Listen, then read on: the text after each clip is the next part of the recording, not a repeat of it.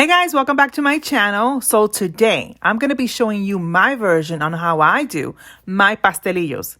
Your family are going to love them. They are great appetizers for a party or even for a weeknight supper. So let's go ahead and get started. I went ahead and I grabbed 2 large potatoes. I'm going to peel them, I'm going to chop them up and put them to boil for about 5 minutes. I will be adding these potatoes to my beef stuffing. The potatoes are optional and can absolutely be omitted if you like. I have the picadillo recipe on my YouTube channel, so I'm going to go ahead and link that below.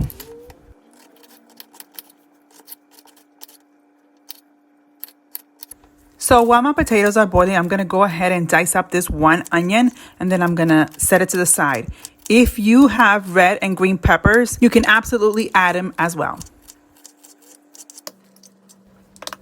One of the things I like to add is scrambled eggs to my picadillo. And I know what you're thinking, eggs? Yes. Again, you can omit this if you like. In a skillet over medium-high heat, you're going to add about a tablespoon of butter and your scrambled eggs, and you're going to season them with salt and pepper.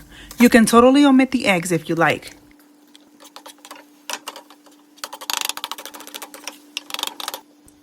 In a skillet over medium-high heat, we're going to go ahead and add 2 tablespoons of olive oil, our diced onions, and then our ground beef. We're going to cook this meat until it's no longer pink. So you want to go ahead and keep breaking down the meat until it's fully cooked. Next, you're going to add 2 tablespoons of minced garlic. I'm going to add 2 tablespoons of sofrito. I'll leave my sofrito recipe below so you can go and check it out. Then I'm going to go ahead and add some black pepper, some salt, onion powder, garlic powder, and 2 packets of sazon. I am using salt, but if you like, you can use adobo. I'm adding about a half a cup of salsa as well, and I'm going to mix all this up until all those flavors incorporate together. If you want, you can also add olives and some peppers. I will be omitting it as my family does not like them. Once the meat is completely cooked, I'm going to go ahead and grab a strainer and I'm going to drain all the excessive fat. This is just my personal preference and is totally optional.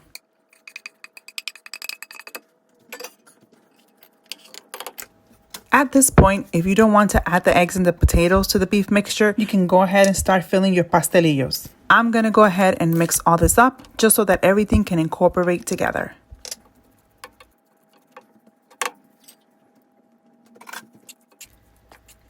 So today I'll be using the frozen dough disc for the pastelillos. You can usually find them in the freezer by the Spanish section of your local grocery store. You want to make sure that your discs are thaw before you start using them. If you thaw them too long, they could stick. So I went ahead and I lightly floured my surface. I'm going to grab a disc and I'm going to grab about 2 tablespoons of the beef mixture and I'm going to place them on each circle. I'm going to fold the dough in half and cover the filling using tines or fork completely to seal the edges. To make the pastelillos to eat later on in the week, I'm going to place in a dish and line it up with the wax paper that came from the packaging. I'm going to place 1 pastelillo wax paper over it, then overlap it with the next pastelillo. The pastelillos can be kept in freezer for up to 2 weeks. When you're ready to eat, simply take out of the freezer, let them thaw out for at least 30 minutes before frying them.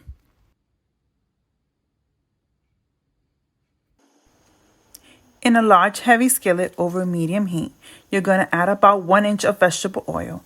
You're going to fry the pastelillos in hot oil for about 4 minutes on each side or until golden brown.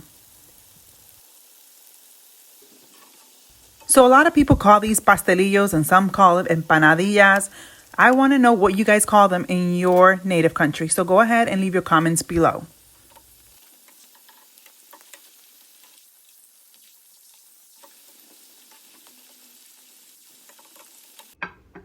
And here you have it, my version of how I do my pastelillos. Look how beautiful golden they look. They are crunchy. You can see the eggs and the potatoes in there. They are packed with so much flavor. I'm pretty sure that if you bring this to a party or a family event, they are going to love it. So I hope you guys enjoyed this recipe. If you did, please give me a thumbs up. Don't forget to subscribe to my channel and share this recipe with your friends and family. Thank you so much for watching.